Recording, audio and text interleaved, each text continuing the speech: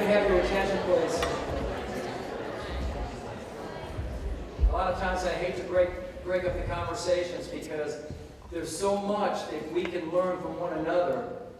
A lot of times when I do workshops, I like doing them and sometimes I do a 6-hour workshop or a 2-day workshop.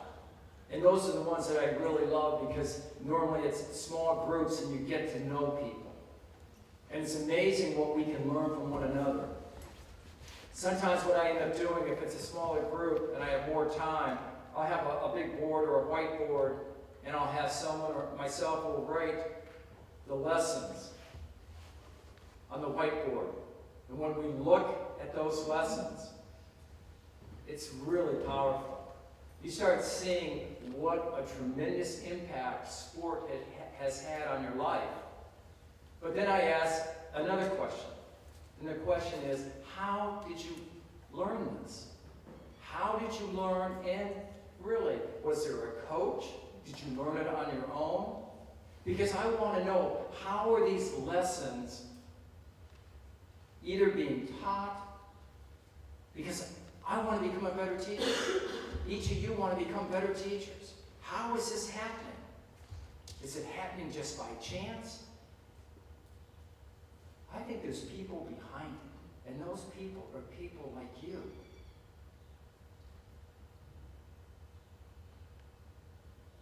Now I'm going to take you into a different area.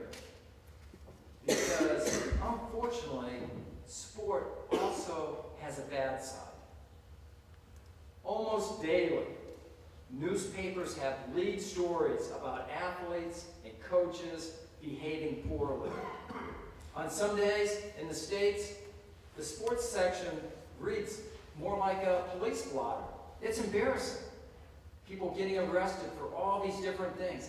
Famous athletes. In most classic stories, think about the most famous stories, movies, there is a hero that fights the villain. This also exists in the sporting world. And it's time for you to meet the villain. His name is Dark Shadow. And Dark Shadow is global. What he ends up doing is all these wonderful lessons that we were all thinking about. Sometimes he has only one thing in mind. He seeks to win at any cost. If we look at Dark Shadow's doctrine, basically it's the end justifies the means. In other words, do whatever you have to in order to score more points than your opponent. We call this the scoreboard definition of winning. One of Dark Shadow's close friends, you'll recognize him. It was interesting when Oprah Winfrey did her interview with Lance. He did come out and say this, which I think, I'm saying it as a teacher, it's something to learn. It's something that we always have to be aware, because sport can bring out your best qualities, but sport can also bring out your worst qualities. I think Lance Armstrong, there were so many lessons. I think he had the whole world. And we were watching him win after win after win. And then he fought cancer. And all the donations and the charities and the things like that he was supporting. Then this happens. I didn't want to believe it at first. I really did not want to believe it. But I look at it now as, when things like this happen, it's an opportunity. Not to criticize Lance Armstrong. And when I do this, I'm doing it to capture your attention, but not as a personal attack on him. Because what I think it is, it's an opportunity for us to help others and ourselves learn that this can happen. I think we have to beware. Because if you look at it, with the emphasis on winning, there's a second and third order effect that's actually coming down into youth sport. Look at the assaults on youth sports officials in the United States. Increased by 400% over a 5-year period. 15% of our youth sports games involved a confrontation between parents or coaches and officials. One organization had a conclusion that our youth sports has become a hotbed of chaos, violence, and mean-spiritedness.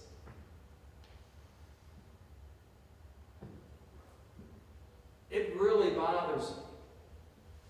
And unfortunately, over the past week, as I've traveled and talked with different community coaches and sport directors and leaders, it sounds like it's an issue that you have also. It's not isolated in just one country. I truly believe it's global. And what's happening in the United States, and also based on the numbers that I have in New Zealand, is this. Look at the youth sport dropout rates. 70% of young athletes in the States drop out of sport by the age 13. We have over 90% of our youth get involved with youth sports. And the statistic that I got from Sport New Zealand is 70% of children in New Zealand drop out of sport between the ages of 13 and 17. I ask myself why. Here I am, I'm passionate. I just got done telling you, there is no venue that I believe is better to teach life lessons than sport. But we have a generation of young people, and these are the statistics. We have a definite problem, and it seems to be getting worse. I want to know, what can we do to reverse the trend? I think the first step is to admit and say, we have a problem.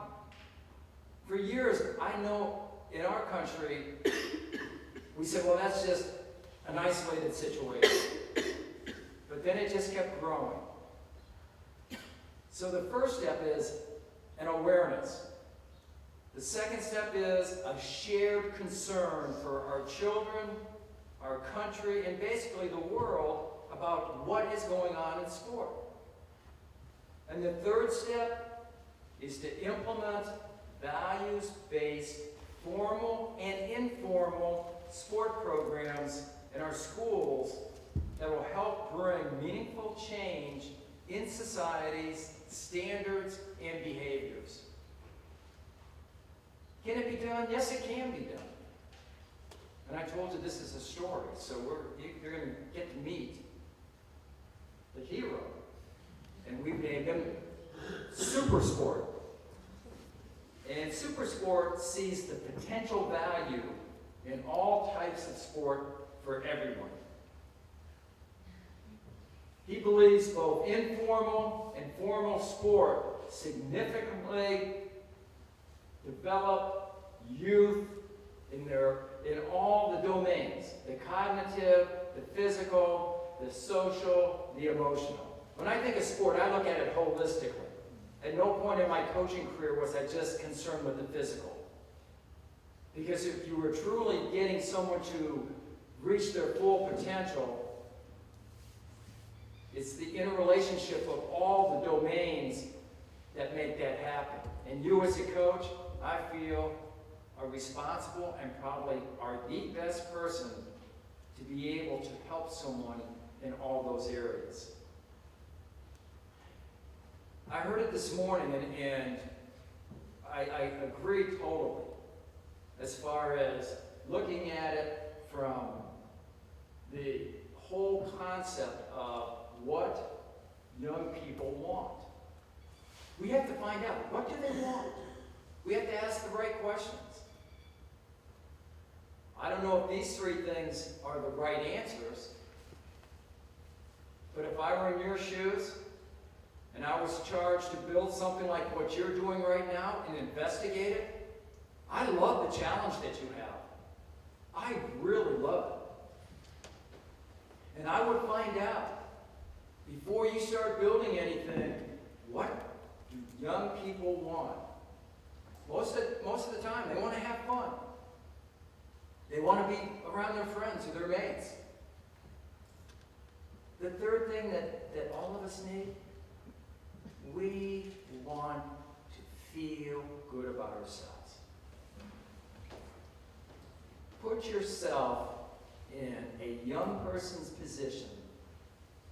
If you were someone that at that point in your life did not have a lot of athletic skill or experience, and people looked at you, they laughed,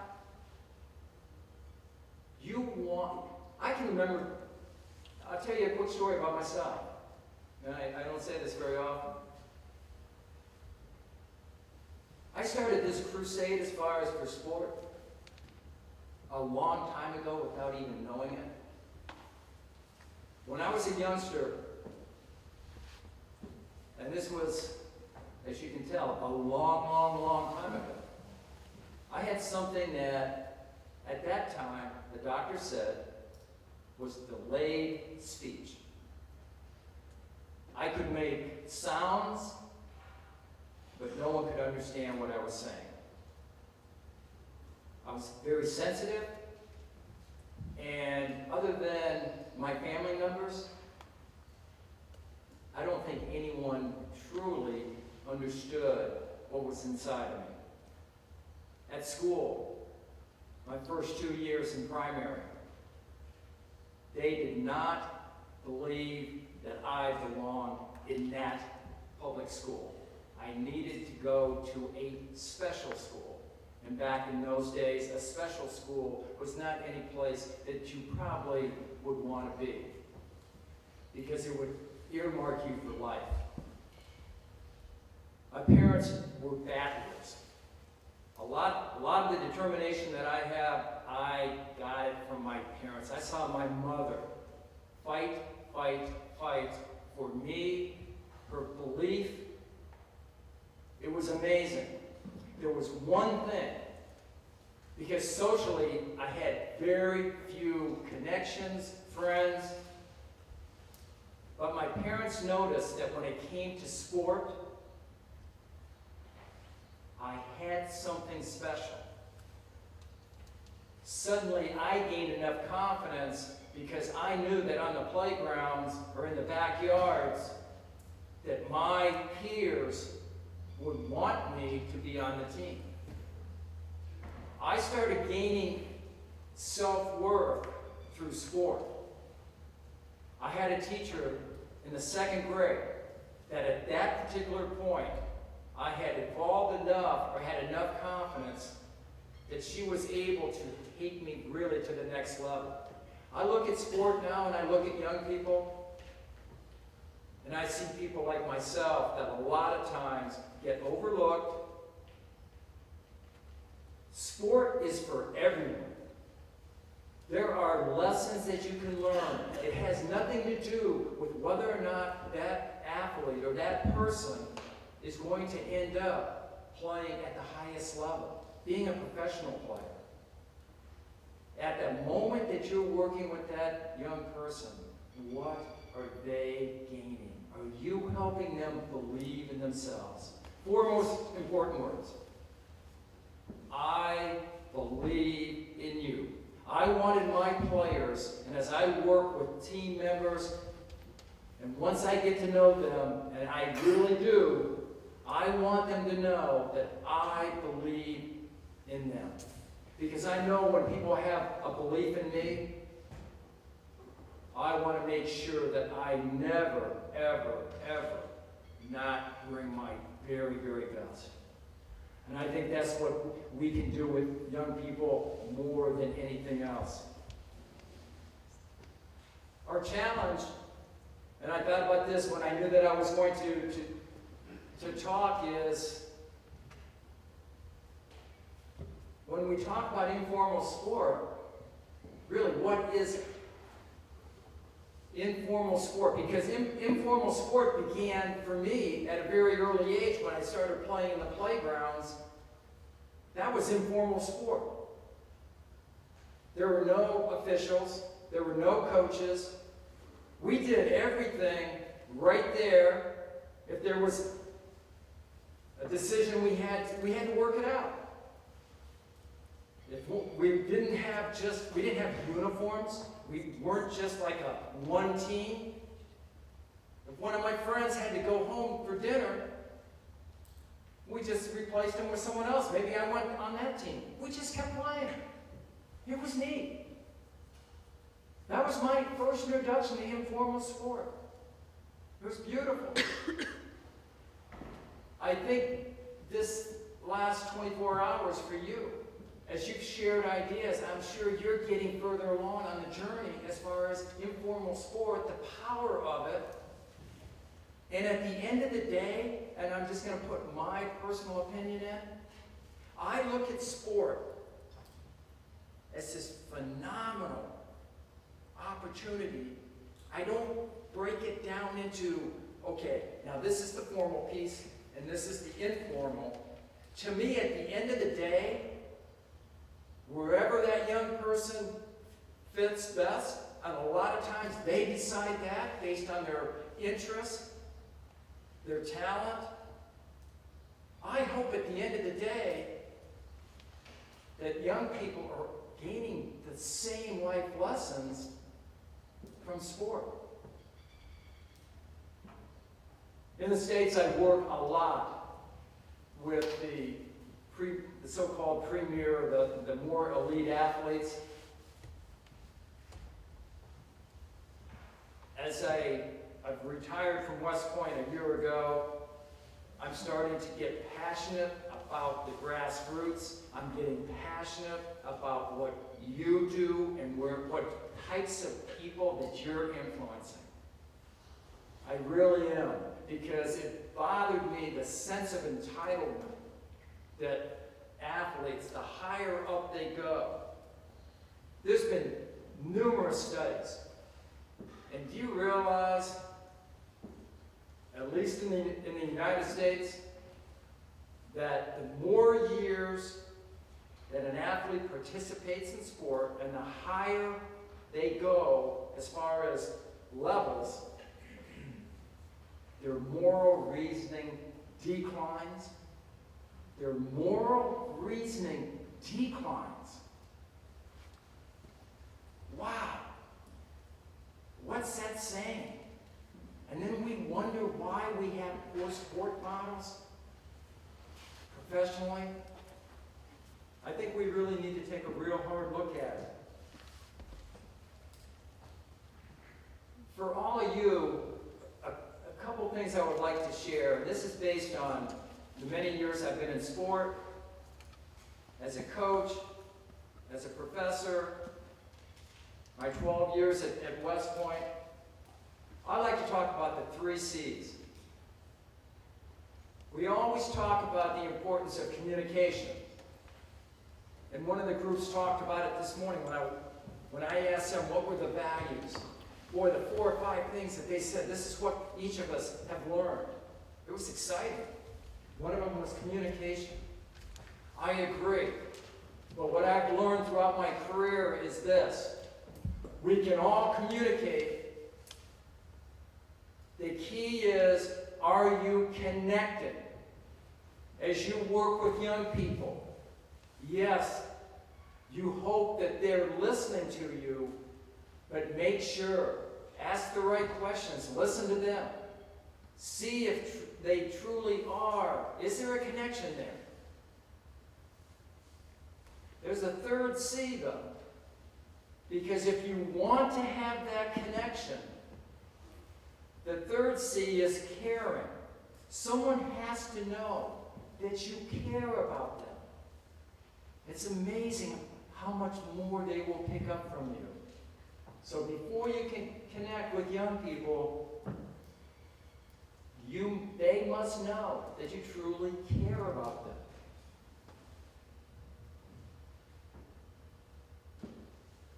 A myth in sport is this: sport builds character. They used to say that all the time when I was a young person. Oh, you participate in sport, you're building character. Well, with some of the things that I've said earlier, it doesn't always happen. It's not sport by itself that is building the character. If we look at the truth of it is,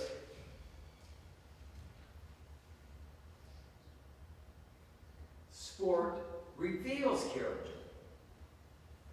Sport reveals character.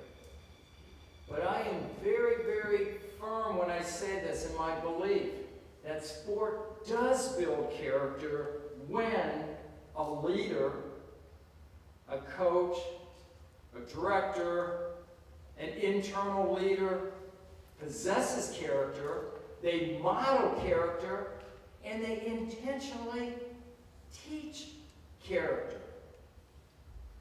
When I say that to many coaches, especially at the higher levels, oh, you mentioned the C word. I get paid to win games. I don't, that's someone else's job. I believe otherwise. Because we have evidence that actually character is one of the greatest competitive advantages in winning. It really is. When we look at it, we try to encourage the development of something called performance character. I love that term. It's come out a few years ago, and if you haven't done any research on it and you're interested, there's some good articles and there's some good organizations that talk about performance character, because the question is, what is performance character? I love their definition. It is all the traits that enable us to achieve to our highest potential in any performance environment, such as school, sport, work. That's performance character. When I talk to coaches, I will ask them many times, what do you look for in an athlete? And they'll give me a whole list of different things. And as I look at that, I'll ask them, how do you instill that? And they'll give specific examples. What they don't know, or they don't realize it, they're teaching performance character. I think coaches are some of the best teachers of character. I like to sit and listen to them, watch them coach, and have a conversation, because I think that you're calling it something else. Here's some of the different things, and it can be almost anything that's an attribute that helps someone reach their full potential. Drive, determination, resilience, teamwork, perseverance, passion, confidence, self-discipline, enthusiasm, effort. Those are all examples.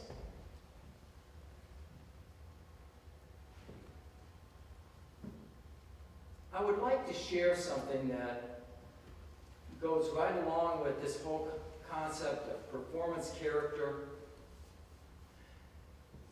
When I took over the competitive sports program at the United States Military Academy, I want to first of all say it was very, very good. My leader team and I looked at it, though, we wanted to take it to the highest level possible, because we were at West Point. We should be the premier leader in our country for teaching character through sport, demonstrating character through sport, winning with honor, you name it, that should be us. It took us a few years to develop a model. I want to share the recipe and the 10 ingredients. When I share the ingredients, I'm not saying this is right for you. I want you to look at it. This is in our context, in the culture that we were in. We had phenomenal success. We received national and global recognition for what our 27 teams did. The recipe has two parts, the structure and the system. If you think about the structure, just think of the structure of a building or a home. You've got to have a foundation. We built our foundation on core values. Let's look at the 5 ingredients for the structure, beginning with the foundation, which is core values. You've got to have a vision. That's what you're working on right now. I heard someone this morning talk about vision. Purpose. Why? Why are you doing the things that you're doing? Team members have to know that. There needs to be standards, and there needs to be results. Those are 5 ingredients, and those are the things in the structure itself. You can just see a quick little definition as far as each one. We helped our coaches with each of these areas. We had workshops, etc., to look at creating core values, getting your players to help you create core values, so there's team ownership. I do a whole workshop actually just in this, but I just wanted to show you what the ingredients are so that you can see the words, think about it, and as you build something, consider putting it together using words similar to what those are or whatever fits your philosophy. Let's look at the system. The system is the players. They're the players or the team members that are inside your structure. When you look at those, it's what every team should have. If they truly are going to become a team of significance, is what we were always striving for, there has to be trust. Well, trust itself is a byproduct. It starts with self-respect. Then there has to be mutual respect. Then eventually, trust will develop. Then it comes down to belief. I said at the very beginning, never stop believing. Oh my gosh, once you have your mind and your heart, you know what it is? Those beliefs power your actions. The third ingredient is something called grit, and it's what I love about New Zealand. I think you call it resilience, perseverance. I love it. You have an underdog mentality that once you put your mind to something, nothing's going to stop you. That's what grit is. Interesting study, and why I use this word is there was an extensive study done at West Point to determine what factor was the most important in determining whether a cadet made it through the 47-month experience. It's a very grueling experience. It's very difficult. They took all these different factors. Grade point average, military aptitude. The number one thing that determined whether or not someone makes it from day one through graduation is grit. Grit. Didn't say anything about you being smarter than me. It just meant that both of us, if you and I were both going to make it, we had to pick ourselves up after every setback, never lose sight of that mission and our goal. We had to maintain that belief in ourselves. And there was one other factor, and this is key, and this is why I love the study. And don't miss this one, because this is all of us in this room. People make it because of their individual grit, and their grit was strengthened by a support system. Relationships. Wow. We all know that. In this profession, we know about the power of relationships. Suddenly, if you and I were on that same team, and you sense I'm having a bad day, and I'm struggling getting back up, you find a way to be my battery charger. I want battery chargers. And then I would ask cadets, I'd ask team members, because they'd be talking about these battery chargers. But then I would ask them,